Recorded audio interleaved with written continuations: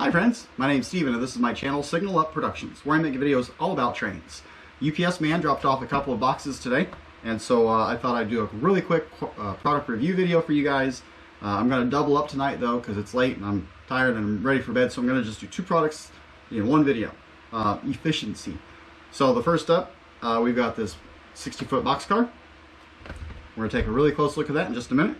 We also, this one I'm kind of excited about, the ICC, the C-50 Caboose, the shoving platform that Union Pacific still uses today out in Utah somewhere. And it's got the Tsunami sound car installed on it. So we're going to take a real close look at both of those products, get them out on the layout and run them. But before we get into that, if you're new to the channel, consider subscribing, then click that bell icon so you're notified every time I post a new video. Let's get these boxes open and take a really close look. Come on. All right, do you guys want to take a guess on which one we're going to do a product review on first? Eeny, meeny, miny, mo, catch a tiger. You know what? We're going to do the 60-foot boxcar first. So here we're going to go ahead and take it out of the box and see exactly how these turned out. I know the, I believe it was Aurora Miniatures came out with some boxcars in the new paint scheme recently. Okay, so there's tape on this package. See if I can, I was able to tear that so we can get the plastic lid off. And the Aurora Miniatures, they came out with one in the new paint scheme. I think Atlas is coming out with some soon. So now we've got the Athearn, and these are not Genesis. These are just the normal mid-range Athearn. And I'm liking what I see. I can already tell, you know, I mean, it's got some noticeable weight to it. I mean, it's not light as a feather as some of the other cars that I've reviewed on my channel. Lots of underbody detail there. Got the cut bars, the uncoupling levers there on the ends of the car. Really like the, we'll get an up-close look here in just a minute, but we've got see-through photo etched walkways over the draft gearbox. Separately applied door hinges there. Stirrup steps. I don't see any obvious damage out of the box, so that's a good start.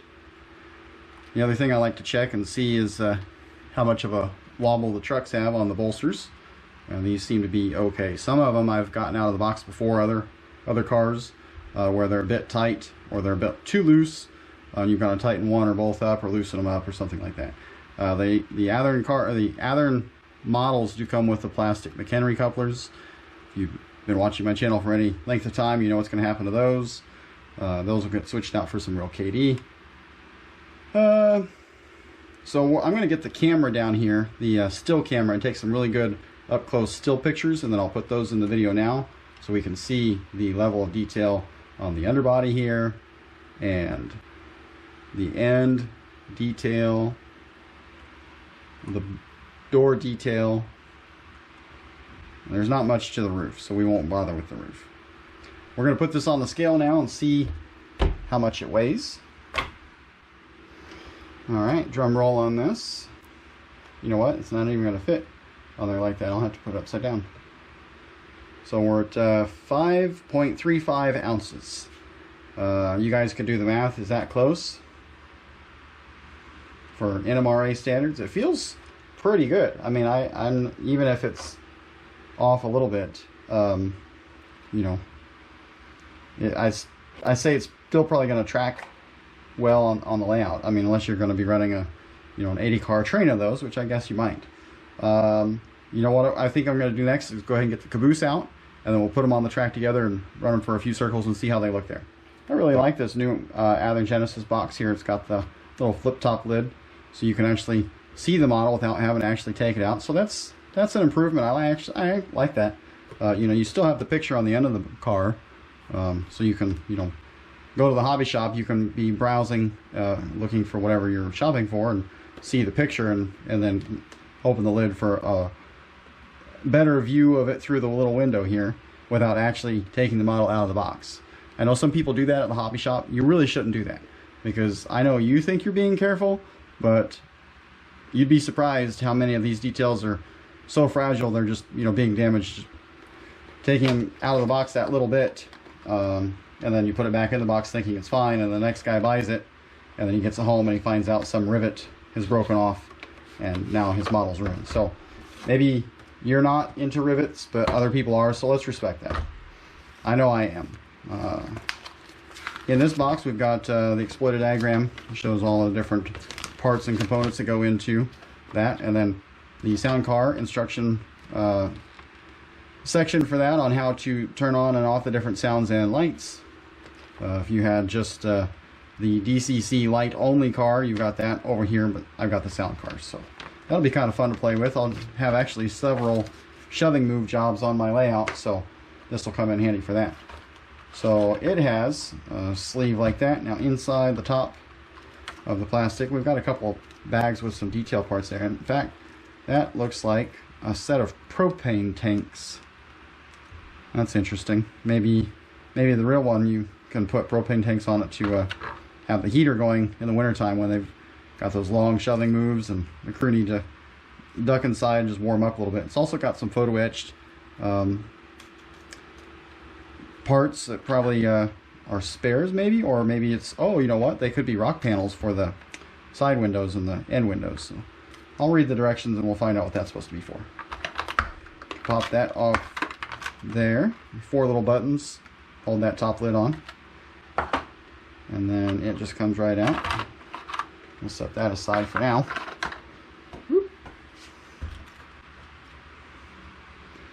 And it actually it might weigh about the same. It actually kind of feels even the slightest bit lighter than that Boxcar, but I suppose it would because it's a shorter car. First thing I'm noticing here, I'll get the camera up really close though, we can see that the side sill of the frame didn't make a very good didn't line up very well with the actual body that's on top there. I can see that crease and it gaps open wider in some areas than others. That's pretty noticeable. So for a Genesis, you know, I don't know if that's kind of a manufacturing mistake or if that is just a design flaw or what. You know, the same thing on this side. You can see that ridge running all the way around. So the seam doesn't blend very well. But other than that, and that's just me being a rivet counter, I'm being critical because this is a review video and some of you guys might want to know, you know, that kind of stuff. But the end platforms are all see-through photo etch metal, and that's really nice. It's got the uncoupler bars. It's got the air hose, the train line air hose. In fact, the Boxcar does not have the air hose. It has the uncoupling bar, but no air hose, so that's interesting. And that'll be an easy enough detail part to add on to that Boxcar. It's got a lot of roof detail. It's got some different pipes and the stove vent and a light, and I bet you that light works, so that'll be fun to play with. The radio antenna there. If we look on the underneath, just as much brake piping as the Boxcar. So I suppose if your train derails, you'll see the underneath side of it, but if your train doesn't derail, then you'll just have to know that that detail's there. Here's one other thing that I do notice is that the coupler pocket on the Caboose has the screw on the outside. So whenever it comes time to switch out these couplers for my preferred brand, that's easy enough. But I noticed on the Boxcar, the coupler pockets don't have a screw on the outside of the box. I believe this is probably going to be like some of the other Boxcars I've worked with from Athearn, where the frame, you'll take the trucks off, the frame will come out, and the coupler box actually removes from the top portion of that. So I'll check that out later and let you guys know. So now I'm going to get the camera, the still camera, and take some up close pictures and then post them in the video now of the end car detail, the see-through platform detail, the roof detail, and the underside detail.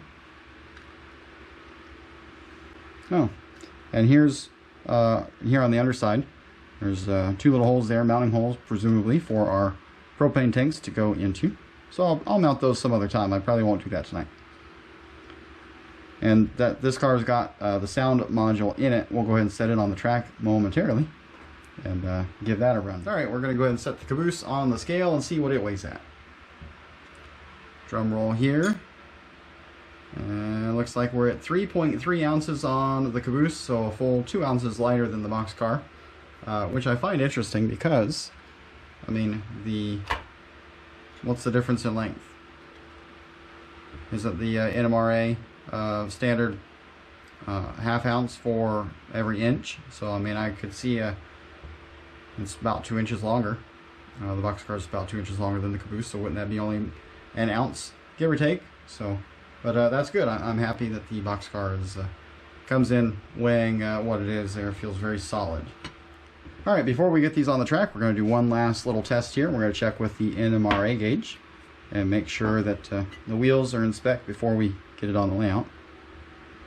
So no trouble there, and no trouble there. All right, so we're going to set up the Caboose and the Boxcar here on my little spur. In the future, this is going to be the grain elevator spur, but in the meantime, I just use it as kind of a setup track. The Boxcar rolls really well. I'm very pleased with that. It does wobble a little bit, so I think I'm going to have to tighten up those trucks a little bit. It's got quite a bit of wobble, so I'm going to tighten up the trucks. The Caboose obviously would not roll as well as the Boxcar because it's got the powered pickup on the trucks for the wires, so that does add some rolling resistance to the car. However, it still rolls free enough. I don't think it's going to affect you know, most of the trains that I'll be running here, most trains that anybody else will probably be running. So go ahead and couple those up, and I'm going to pull the train in here and snatch them up off the track.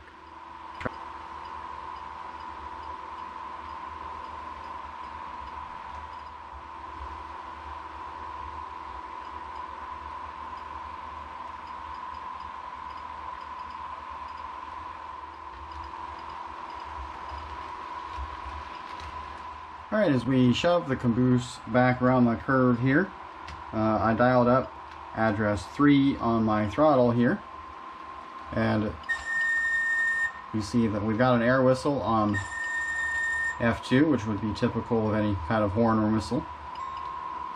It does have a bell built in, so that's kind of neat. I wouldn't think any of the UP shoving platform Cabooses would have a bell on it, but I suppose there could be one out there somewhere. And if we see if we can see it there. Well, we've got function 5 appears to turn on the interior lights. We've got a red marker light on the back of the Caboose there, and that's affected with the direction switch on the throttle.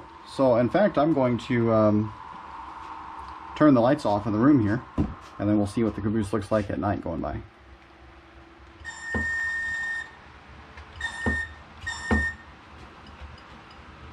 Alright, there we can see the different lighting features all lit up there. And all I've noticed is that the red top light is reversible there.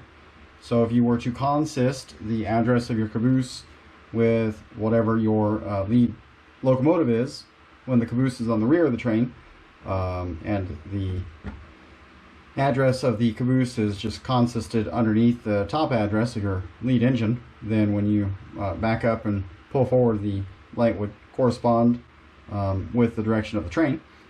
But when you are going to be doing a shoving move where the Caboose is used as the shoving platform, then you'd want to make the address of the Caboose the top address, so that when you use the function 2, it would activate the air whistle on the Caboose.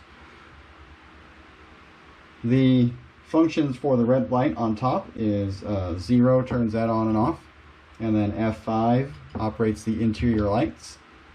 So I've gone through the functions on my throttle, and so far I found that 0 does the top light, 5 does the interior lights,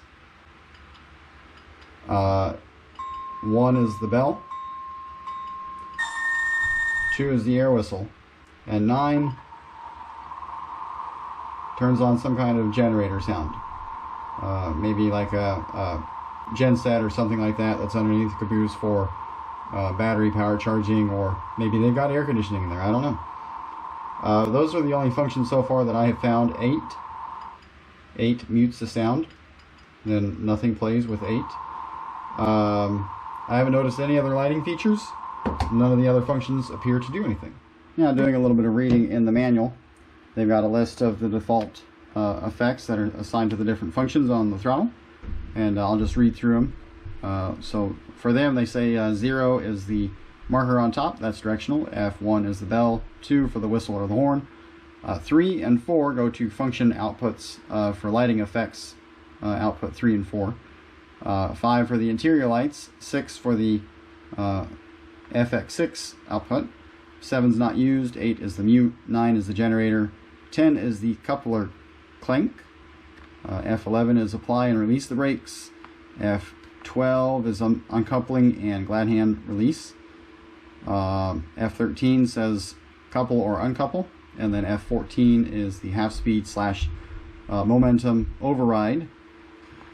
So it does have some extra sounds included there, but they're up in the higher F function values. So I may put that on the programming check sometime and do some remapping to that.